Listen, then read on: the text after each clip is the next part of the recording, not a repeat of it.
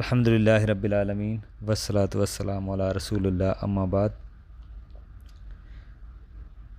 کتاب و توحید اس سیریز میں آج ہم دیکھیں گے کہ موحد بندہ کب کہلائے گا۔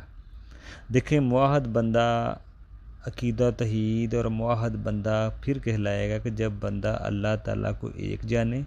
اور عبادت کے لائق بھی کوئی نہیں ہے، یہ بھی جانے کہ اللہ کے علاوہ کوئی بات کے لائق نہیں ہے، اللہ ہی کی بات کی جائے، اور نفی بھی کرے، ساتھ نفی بھی کرے، غیر اللہ کی نفی بھی کرے۔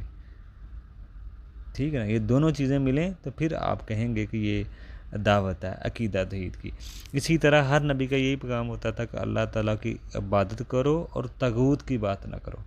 کیا مطلب کہ طاغوت کی بات نہ کرو؟ مثلا آپ کسی شخص کی پیروی شروع کر دیں اور اس کی اس حد تک آپ چلے جائیں کہ آپ اس کی ہر بات ماننے لگ پڑیں، اس کی اطاعت شروع کر دیں، آپ حد سے آگے بڑھ جائیں۔ مثلا کسی کی ہر بات آپ ماننا شروع کر دیں، آپ کو قرآن اور حدیث کی طرف آپ دیکھیں ہی نہ کہ قرآن حدیث میں کیا ہے، آپ بس آنکھیں بند کر کے کسی شخص کی ہر بات ماننا شروع کر دیں، تو سمجھ لیں آپ نے اس کو طاغوت بنا رہے ہیں، آپ اس کو۔ تو اس لیے کسی کی پیروی میں اس حد تک چلے جانا تقلید میں کہ آپ قرآن حدیث کو دیکھیں ہی نہ، تو سمجھ لیں آپ اس کی پیروی کر رہے ہیں، آپ اس کی پیروی میں اس حد تک چلے گئے ہیں کہ آپ نے اس کو طاغوت بنا لیا اور آپ اس کی بات کر رہے ہیں۔ اس لیے اصل مقصد ہمارے دل میں دلائل ہونے چاہیے قرآن حدیث کے، یہ نہیں کہ شخصیت پرستی، بس کسی نے جو بتا دیا پیروی میں آپ اس حد تک آگے چلے جائیں کہ قرآن میں کیا ہے، حدیث میں کیا ہے اور منہج سلف کیا ہے، آپ اس کو دیکھیں نا،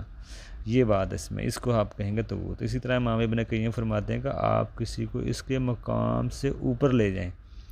تو آپ اس کو طاغوت بنا رہے ہیں۔ دوسری بات، بہت سارے لوگ ہوتے ہیں جو اللہ تعالیٰ کی بھی عبادت کرتے ہیں اور غیر اللہ کی بھی عبادت کرتے ہیں، یہ لوگ سمجھ لیں توحید کا کوئی حق ادا نہیں کر رہے،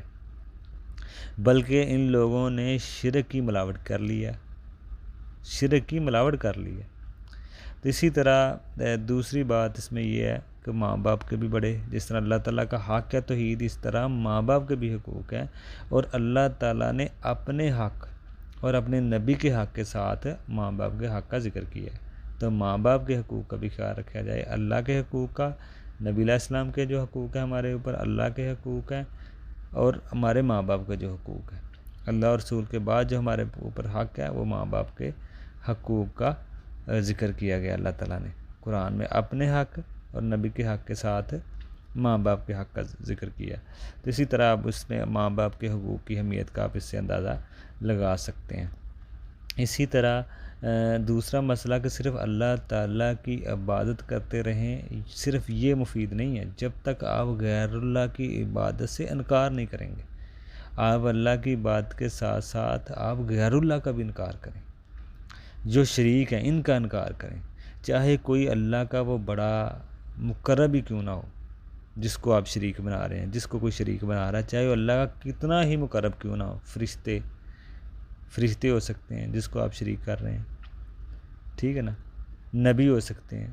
اس سے بھی اللہ کے ساتھ شریک نہ کیا جائے،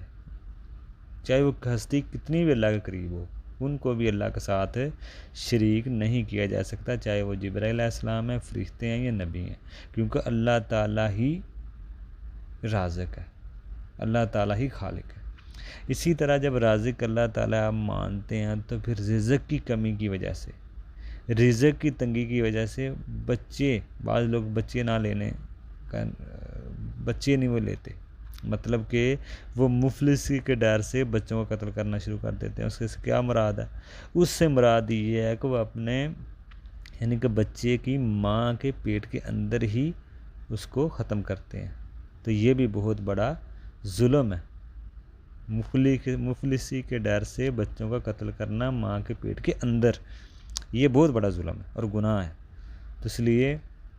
جب اللہ کو آپ رازق مان رہے ہیں تو پھر رزق کی وجہ سے بچے بعض لوگ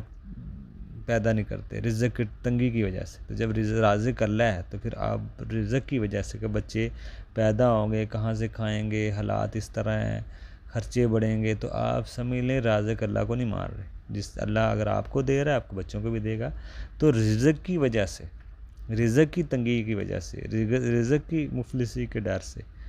آپ اگر بچے نہیں لے رہے یا بچوں کا قتل کر رہے ہیں تو یہ اللہ کو رازق ماننے والی بات نہیں ہے. جب اللہ کو رازق ماننا ہے تو پھر رزق کی وجہ سے بچے نہ لینا. رزق کہاں سے دیں گے بچوں کو، یا مفلسی کے ڈر سے بچوں کا قتل کرنا ماں کے پیٹ کے اندر، یہ ظلم ہے. اسی طرح اللہ کے بندوں پر حق ہے، اللہ کا بندوں پر حق ہے کہ اللہ کی بات کریں. اللہ کا جو حق ہے بندوں پر وہ یہ ہے کہ اللہ کی بات کریں اور اس کے ساتھ کسی کو شریک نہ کریں. باقی انشاءاللہ مزید آگے بھی ہم اس کے اوپر کچھ کتاب و توحید کا جو موضوع ہے اس کے اوپر آگے بھی ہم کچھ مسائل دیکھیں گے. السلام علیکم.